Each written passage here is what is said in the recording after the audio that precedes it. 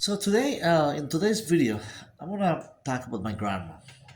What have I learned from my grandma? Three main things: ethics, work ethics. I'm talking about here. The sense of loyalty, and of course, respect for the neighbors. So let's go to the first one. We'll talk about ethics and work ethics. I used to ask my grandma, exactly the definition is that? I mean, growing up a 7-year-old boy, among other, plenty of, there's so many other grandkids who used to spend at grandma's house. Maybe some of you can relate that. Um, the matriarch, being a matriarch and being, living in the provinces, huge property, huge, land. Just like if you have, somewhere in Kansas, or Louisiana, or even the South.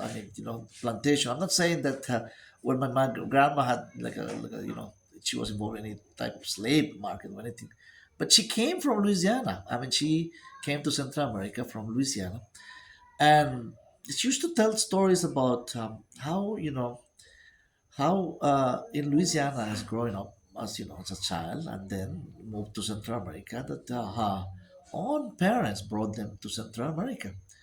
Back then, um, Louisiana was the main port, it's in the Gulf of Mexico, and it's still in a way is. But of course, there are other more important ports, like LA port, in Miami, Fort Lauderdale. There's so many other ports nowadays. But back then, this is like almost, I would say more than almost 90 years ago when she moved. When she had to, when she was brought to Central America. But of course, in recent history now, growing up myself, with other cousins and brothers and sisters, at grandma's house, it was a tradition in the provinces. All tradition. Being in grandma's house was a privilege. Grandma was not like a nursing home material. Never was discarded in today's society. Everybody was reaching the age of 65. So, nursing home material. That's what nursing home material. They're already talking about kids. It's just amazing. And no respect for elders. Uh, there are exceptions, of course. I'm not talking about just one Western societies. I'm talking about, in generally speaking. Technology has made almost like a change. They have the technological revolution has been crazy in a way that other values, other things are more important than the old-fashioned value of respecting grandma or grandpa in this case. Even stories in Mississippi, stories, all over the South or in the North, right? I'm not saying all just the South, right? But California, the West, back where, the gold rush period of time. Being an elder was so respectful. There was so much respect for the elderly, the wisdom that encouraged this. So, growing up in the provinces in Central America, the ethics, work ethic, especially when we talk about ethics. Of course, ethics involves so many things, but work ethic was always present there. That my grandma used to say that before you have the right to earn the right to eat breakfast or the right to breathe the air that you live. Of course, this is a blessing of God. She always taught about blessings, that you forced to thank God anymore, right? To be alive, that everything was a blessing. Being on these lands in Central America was a blessing too. That back then didn't require, visas, or didn't require not even passport. They was shipped from Louisiana to all to Central America, uh, back here in the Caribbean. The Caribbean of Central America.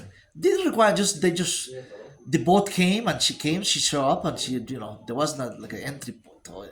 Back then, there was no entry like a visa requirements or even to register to coming to a new land in Central America. Right? Back then, this used to call the banana republics. Remember? Does it click your mind? Which you never heard today the term banana republics, right? Those are the Central American republics, small provinces, but they're already independent country, they're already nations. But Banana Republic was very much like a plantation, like like a plantation type, small provinces, but back then. So she used to tell us that also the first thing about work ethic is that you have to even being at 6 7 years old that you have to earn first thing. There's no privilege of having breakfast, and breakfast not it's not like just because I'm a child. Oh, where is my breakfast? Where is my milk and cereal? Where is my you know she used to say that before you get hitting breakfast in the morning, right? You have to do some work at any age. This could be 6 years old, 5 years old, 7 years old. There was some always in a farm. I mean, I'm talking about provinces, right, guys? There was always something to do. Feed the chicken, feed the dogs because those are working dogs. Feed the cows. Feed. I mean, there was bring water, bring clean water from the creek, from the from the found from the nearby small creek that was there. The ravine. I mean, there was a big river, of course, but clean and drinkable water. There was always like a fountain that was that that came out of the hill, right? A clean, cold water that was that we had to like go like a half a mile with small buckets, and bring clean water. That was a very there was no running water, there was no electricity back then. Even the refrigerator, there was an old refrigerator that was made with kerosene, with like a gas type of kerosene, and it was an old time. I can't remember the brand, but that brand doesn't exist anymore. Just like as the sewing machine Singer of Philips radios, AM radio that used to catch. I'm not talking about radios. What was the radio station that was able to catch to turn in. There was no satellite. There was no internet. Nothing. But going to the work ethics, that the first topic I'm making about, I'm trying to make here about what I have learned from my grandma is that yes, you earn the right to eat breakfast. There is a value, she said, in breakfast. Eating breakfast first is the blessing of God, God's blessing, but then it wasn't a right or privilege to have. Even as a 6 year old boy, I was amazed that But my cousin, all the other one, who pre-teenagers, teenagers, 7 10 years old, they all knew. They all had learned from have learn everything about that first issue of work ethics. So there was no such thing as having born with privileges already, with the rights. I mean, everything changed, of course.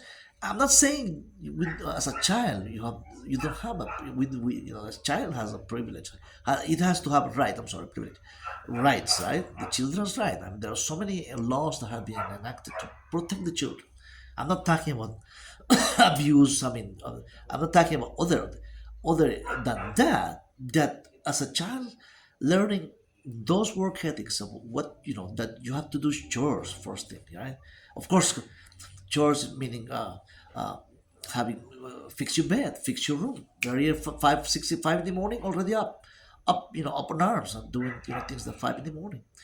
Then from 6, I mean, getting ready, 6 from 6 7 to 7 o'clock, quick, make bring do those chores. I mean, clean the yard, for instance. Like I said before, feed the pigs, feed feed the chicken. I mean, there's all kinds of chores. And there was a coconut plantation. Now I was trying to get to that. The coconut plantation, I mean, it's so much in my memory because the Caribbean, you have lots of coconuts all over the Caribbean. Central American Caribbean, between Honduras, Nicaragua, Costa Rica, and all these, Belize, plenty, lots of coconuts. So the coconut was, she used to make coconut oil instead of the regular cooking oil.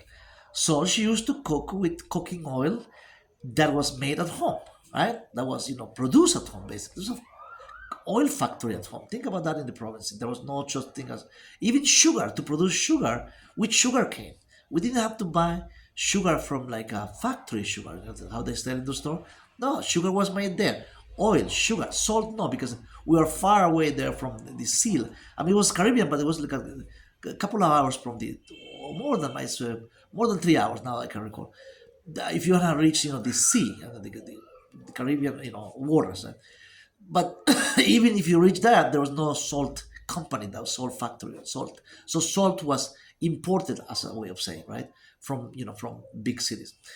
But those work ethics that started early in life, early, as a 4 years, as far as I can remember, because I'm not going to say that I remember everything, but 4, 5, 6 years old that continue until the point that at this age, I mean, when it, and why I'm talking about my grandma and not about my mother, because that's where everything was, set rules, ethics, principle. That was, we had to like every night or every other night at least use a candle, like a gas made of candle. Candle is like a I would say like a fire made, like a like a lamp. I would say not a flashlight, but there used to be. We used to have flashlight too, right? Which is old fashioned when police work.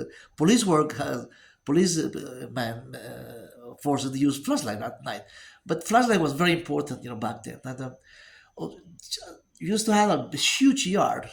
Even with the moon, full moon, we had to do a bonfire.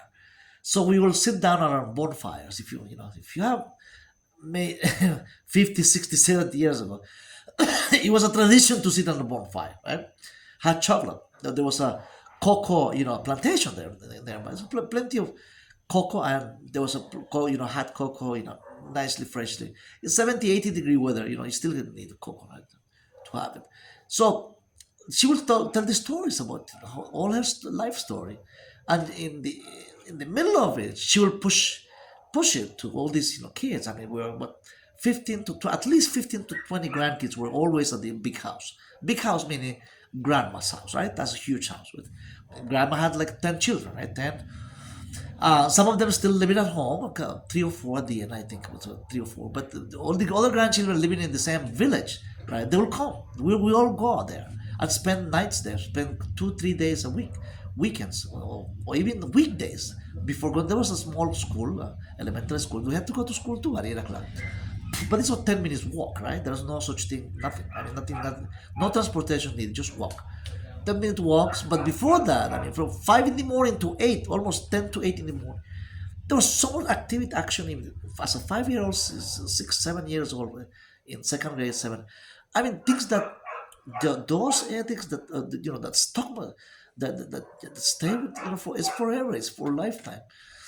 And nowadays, when I try to like as a experience, I try to impose, not impose, but like in a way I didn't mean to impose like in by force, but trying to teach those, it just doesn't click that much. I mean, can you relate?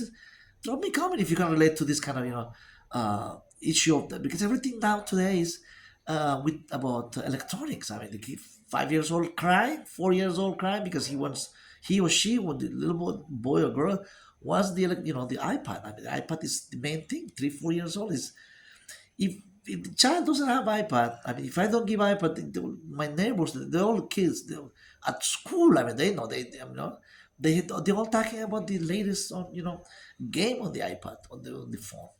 So basically, I mean, things has changed so much in that kind of regard. So, but can that be rescued? Of course, can be rescued. I mean, as a if you have your own family, I'm not saying just go to the go to the provinces, but it's still valid. I mean, this is those principles still valid. Second thing, second issue, second topic. Uh, if you have come this far on the video, please stick with the second topic, loyalty. So loyalty, this issue about loyalty, we might think, well, what about loyalty with marriage? I mean, loyalty could be is general, generally speaking, a topic that you can use in any way possible. But loyalty to your family members first. I mean, your relatives, family. If you're not loyal to your family members, how can you be loyal to your neighbor? How can you love your neighbor as you love yourself? That's the greatest command in life. My other nephew just came by. I'm just saying hi. I can't see in the video, but he just came by this one. He just saying hi. See, so loyalty comes, of course, that great command of Jesus Christ about love thy neighbors, love yourself, right? No, first love God, and then love your neighbor, love yourself, right? Of course, it doesn't say like love your family member first, right? But it's expected that love yourself, meaning your bloodline that surround you, like bloodline, your family members. I mean, if you don't, I mean, if you're not caring, you're not loyal to, you have no loyalty to family members, and if they're not loyal to you, sometimes it's a give and take, everything transactional. Now this is the transactional, thing of, well, if you give me, I'll give you whatever, if you're good to me, I'll give you, if you invite me to a cup of coffee, even family members, it's just so distant everything with relatives and family members nowadays. That I see it every day. I'm not saying everybody, but I see every day more than majority of relative family members just keep the same name, keep the last name. Oh, you're related to that person, but it's just hard to hard to keep it, that this sense of loyalty that was developed back on those days.